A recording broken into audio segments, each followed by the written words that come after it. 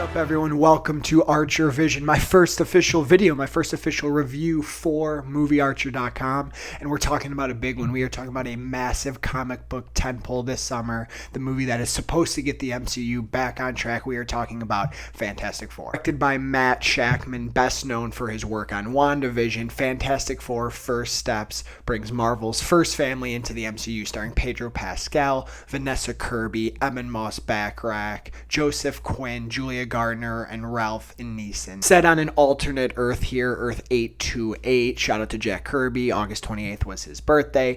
We see the Fantastic Four as the only heroes in a world in a very lived-in, retro-futuristic New York City with the 60s feel.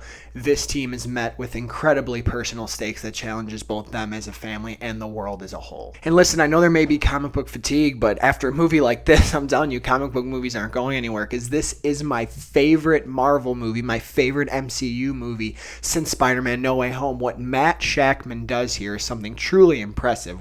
An incredible directorial talent here, who up against an entire 37 film catalog. Fantastic Four, The First Steps, feels incredibly singular in both its style, its tone, and its story. The futuristic 1960s New York City just gives this movie such a different flavor and feel, and I love this world. I wanted to be a part of this world. It's like this idealistic view of what a world with these heroes could look like. The Fantastic Four are the only heroes on this earth in this movie, the one that we're experiencing, and they have such an interesting relationship with the civilians and the city. They're all supporting each other. They're fans of them, right?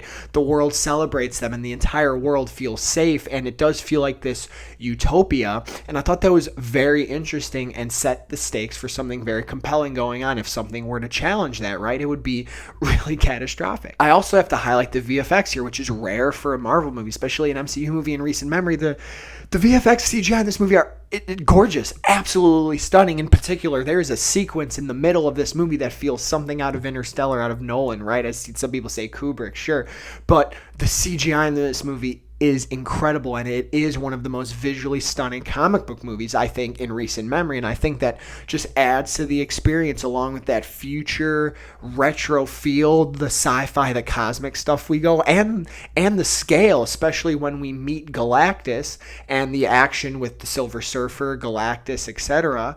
This movie feels really grounded and personal, but it also feels massive in its scope and scale, and this is spectacle filmmaking. James Gunn is saying that there's not enough spectacle filmmakers left. Well, guess what, James Gunn? Get Matt Shakman on the phone, because this is a guy who gets it. This is incredible comic book summer blockbuster spectacle for you. It was awesome. And I thought the story in this movie was fantastic, for lack of a better term. I feel like the screenplay surprised me in ways I didn't expect it to. This movie is centered around family. That is the driving force of this movie, and it never forgets that and never lets go to that. The characters drive everything. And what I was really struck by is the immense personal stakes, the conflict that's driven to these characters. It's a very grounded personal story that impacts not only these characters, but we see how the conflict impacts their relationship with the world around them too, on a massive scale. So as the film progresses, there's these deep personal and deep worldwide stakes that go hand in hand, which actually created a really strong layer of tension and a really strong layer of concern. I was generally on the edge of my seat for some of these moments, genuinely yearning and heartbroken for them, and really hoping that we could figure something out here and that this movie builds to a happy ending. So the emotional stakes, the emotional core, I was really grabbed by it. Some people might say the script is a little quick, a little convenient, sure, but I also think this movie loves its characters. It takes its time with the family, and while there may be in the direction, there may be a little bit, I'm talking slight, a little bit of a pacing difficulty between the acts, between 1 and 2 and 2 and 3, I found them ultimately rewarding by the final shots of the movie, because they take their time with this family. They make you care about them. They show you their respective roles to each other, and it makes every emotional beat hit like a ton of bricks. in the best way. I keep talking about the characters. I keep talking about the family. Let's do it. Vanessa Kirby, standout here. Incredible Sue Storm, Invisible Woman. Perfect. She drives the emotion of the movie, but also the performance. The character of Sue in this movie operates like a really powerful matriarch, but someone who's incredibly vulnerable and someone who loves her family and, more importantly, loves her child. And I think that through line is so powerful the whole movie to sort of counter her on the other side, right? We have Pedro Pascal's Reed Richards, who I was not thrilled about the casting at the beginning.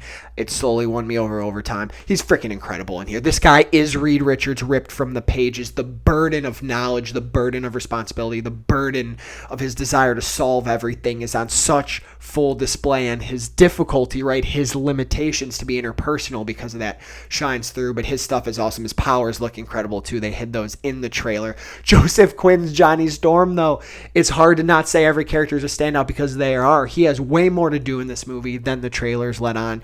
Surprisingly deep, surprisingly emotional moments for him. He also adds some really tasteful humor. I thought he was awesome. Powers looked great. Shout out to Joseph Quinn. And Eben Moss, Backrack. Cousin Richie, my guy, The Thing is great.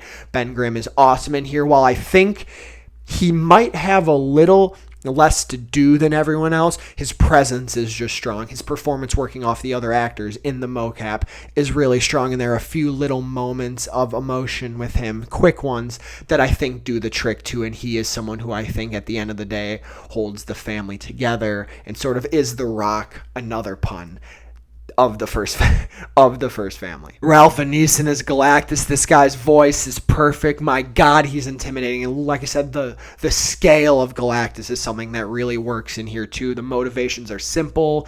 I think the character itself operates in a clean manner. Nothing too crazy, but it's effective enough. And I think the performance is just so intimidating, so scary. And Julia Gardner, Silver Surfer, biggest surprise of the movie. I am a Silver Surfer fan. I was into it. I knew I would be into the action stuff, but the delivery of lines, I'm not sure if she was mocap or total CGI, but her stuff is exceptional, and she ends up having one of the bigger moments in the movie that I think is going to get a massive reaction from the audience. So Julia Gardner, my Silver Surfer. Heralding has never looked so cool before. Heralding? I got to try some heralding. Try some heralding, maybe. Two more things to touch on before we leave. A distinct style and tone. This movie has such an interesting tone because of the backdrop and because of the characters we're dealing with. However, I think the movie finds a perfect balance of being serious, of being emotionally driven and having real stakes, and also lighthearted fun with some humor. A lot of people tried to compare Superman to the Sam Raimi Spider-Man trilogy, and no disrespect to them, I think that's an overshoot. In fact, this is the movie that gave me the most Sam Raimi vibes, because I think it rides that line of being like a really grounded personal story while throwing in the fantastical stuff that, Spider-Man did to the genre, and also adding tasteful light humor sprinkled throughout. Never overdone, never used frequently either, in like the perfect moments to just remind you that you're watching this cute family story, right? And to combine with that, Michael Giacchino score. This guy never misses. Incredible MCU score, incredible Marvel score. Between this and the Superman score, man, it is a year for comic book movie composers. Even the score for Thunderbolts I thought was really solid too, but incredible music, very memorable. I want this on vinyl, and a very fun tease after the credits. Stay for that. I think this would just be a great movie to see, a great Marvel movie to see, not only because I think you'll give it a massive thumbs up and be satisfied, but this is also an easy point of entry. This movie really does operate as a standalone start to finish, and I think that's one of its greatest strengths.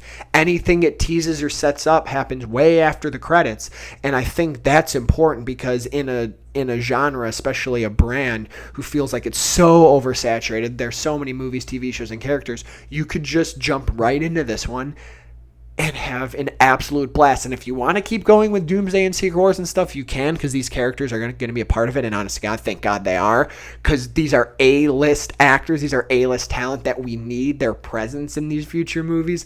But if you're not looking to keep going, you don't have to keep going. You can enjoy this movie start to finish as one powerful story about family, and that is its biggest strength. I loved Fantastic Four: The First Steps, my favorite MCU movie since No Way Home. And when it's all said and done with repeat viewings, I could imagine this ending up as one of my favorite Marvel movies ever. It's my favorite movie of the summer. I'm giving it an incredibly strong 9 out of 10. In the honor of Silver Surfer in this movie, I herald you to go see Fantastic Four First Steps and let me know what you think about it in the comments. See it on the biggest, loudest screen that you can. It truly is spectacle to behold in the theater, and I cannot wait to hang out with you all again. And please go check out Movie Archer. See you soon.